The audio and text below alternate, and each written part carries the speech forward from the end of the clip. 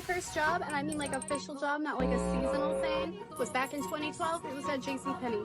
I don't know about your JCPenney's, but at my JCPenney, there were not a lot of people that were this flavor working there, which was a weird coincidence considering the pay wasn't great.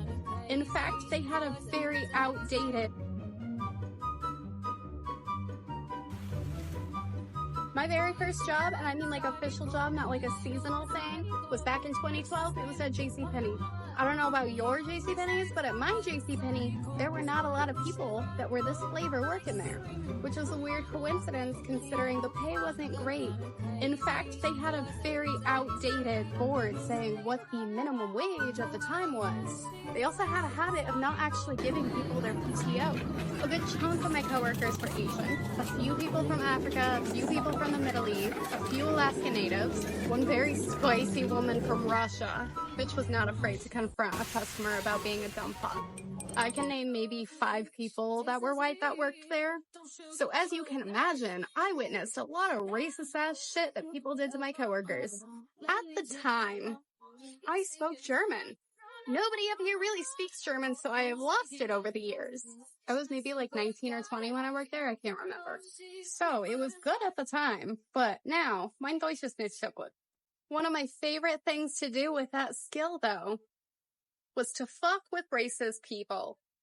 The department I worked in, I was the only white person, and there were a lot of times where people would come up to my coworkers acting like they cannot speak English. Nothing pissed me off more than watching these people go up to these very sweet girls, hold up a shoe, and in the most broken English ever, be like, need shoe, size 6, you know.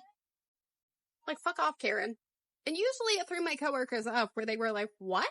And then the person would assume, oh, this means you don't know any English. And then they would see me. And they would get so excited and quickly walk over to me because somebody that looks like them is there. And they would tell me in perfect English how they need this shoe in a size 6, please. Do I have anything in white? Why not get both colors? And I would act like I spoke absolutely no English.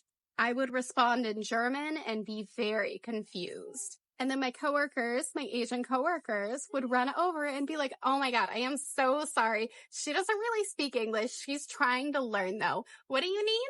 And I loved seeing all these old racist people, their heads just explode when this happens. It was one of my favorite things to do when I spoke German.